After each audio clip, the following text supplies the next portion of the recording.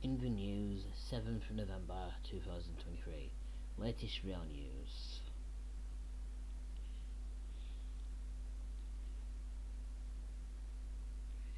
Above 40% of rail services will run during strikes under planned minimum services rules for train operators in Great Britain, the government has said. An article on the BBC website says ministers are hoping the legislation will come into effect before Christmas. It will also specify minimum service levels for ambulance workers in England and border security staff in England, Wales and Scotland. The government said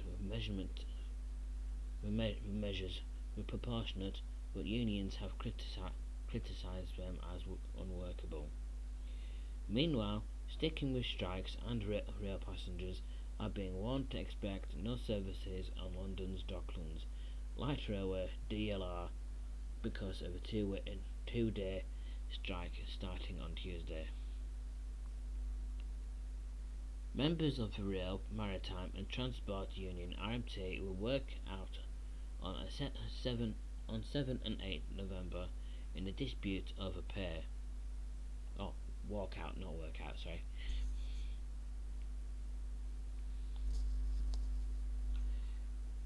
Transport for London (TfL) has advised customers to check before they travel. DB Cargo UK has told Rail Advent of plans regarding its staffing levels.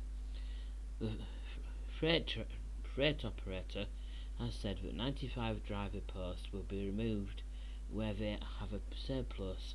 Some of these will go through natural attrition, while 70 to 75 posts will be made through redundancies. This accounts for around 10% of DB Cargo's train crew. Andre Rossi, CEO, released in a statement that due to softening of car market and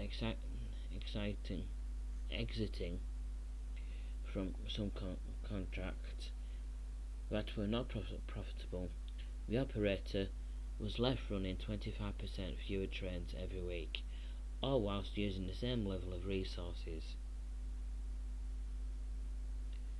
Transport for London (TfL) is marking 20 years from when it began its live busking scheme on London's transport network by reopening its competitive audition process for the first time since the pandemic and introducing the first ever pitches to the Elizabeth line. Talented musicians have taken to perform on London's transport network since 2003, with the London Underground licensed busking scheme brightening people's journeys with genres from rock to classical and pop for 364 days a year. 24 years on the network now has more than 200 registered buskers that have passed the audition process with TfL on the hunt for fresh talent to add its roster.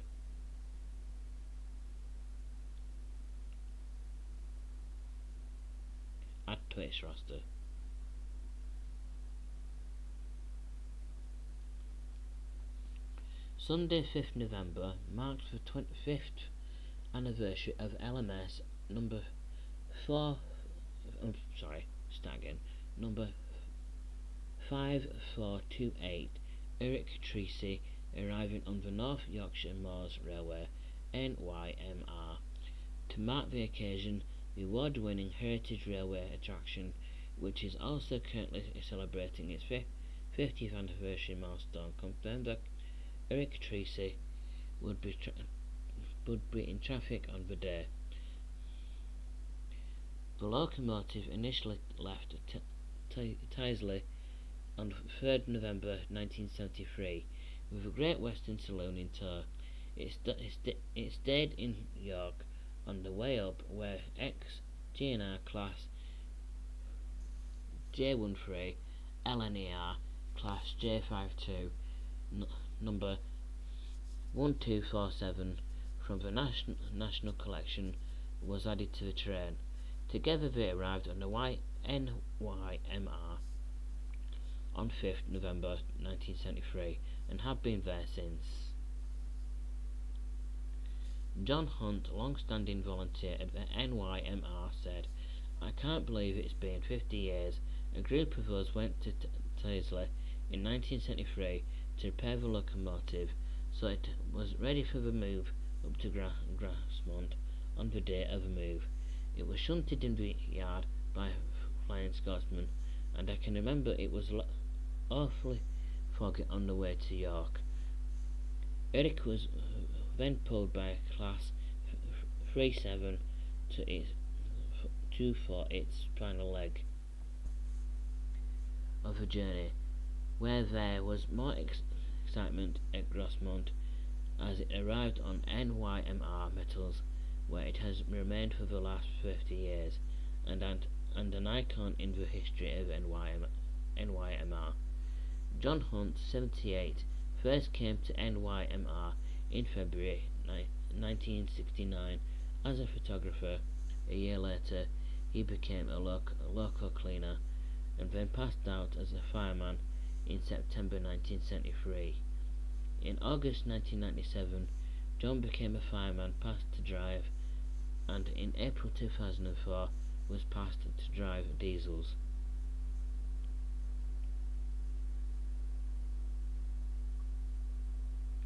For more information about NYMR events, visit nymr.co.uk/events.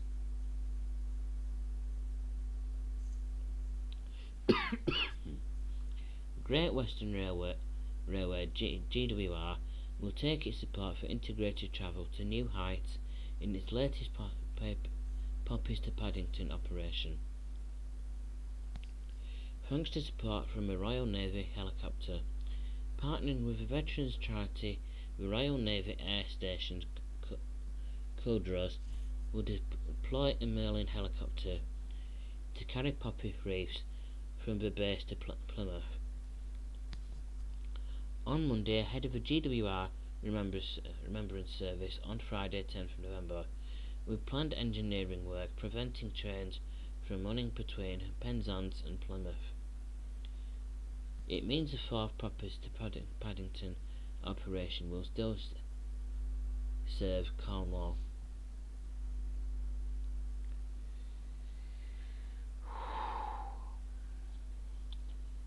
Further strengthening this year's integrated travel approach, Go South West has also kindly provided a bus to collect reefs from stations through the region and carry them to Plymouth.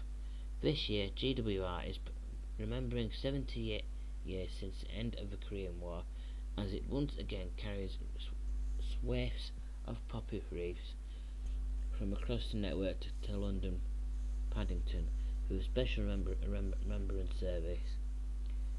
6 poppy trains are expected to collect more than 200 reefs from GWR stations ahead of the surface of Paddington Iconic War Memorial on Platform 1. GWR will especially remember the 81,000 armed forces personnel who took part in the Korean conflict, particularly those of the Gloucester Regiment and the Royal Fusiliers, who were involved in some of the heaviest fighting.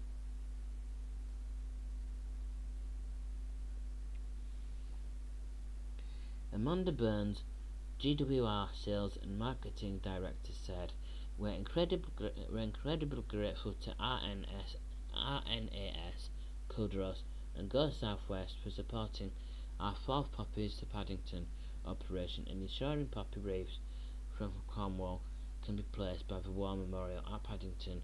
Poppies to Paddington was conceived in 2020 to ensure communities with the GWR network could honour our fallen heroes despite the restrictions in place around COVID-19, and this kind-hearted gesture by RNAS, Cudros and Go Southwest sums up the very spirit of the occasion." Danny Greeno, CEO of the Veterans Charity, said, "We are very proud to have wonderful support from GWR for this remembrance initiative, which is now in its 4th year.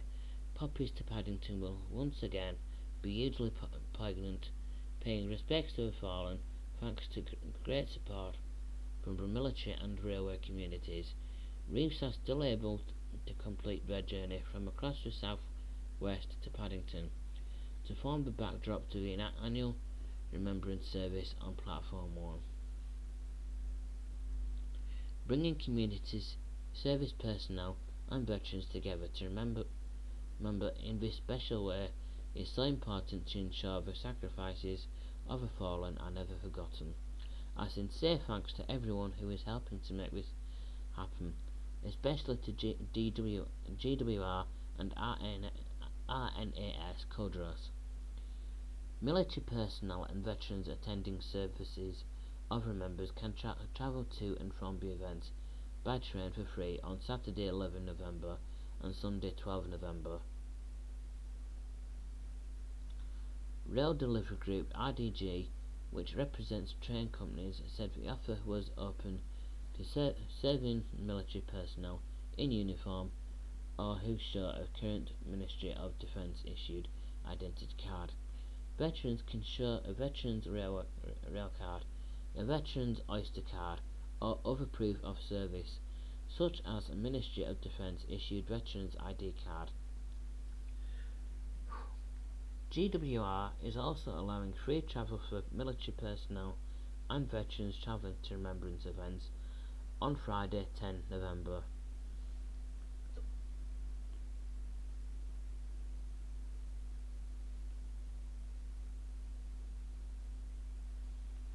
Right, I think that's just circles right back around because I've already seen that picture.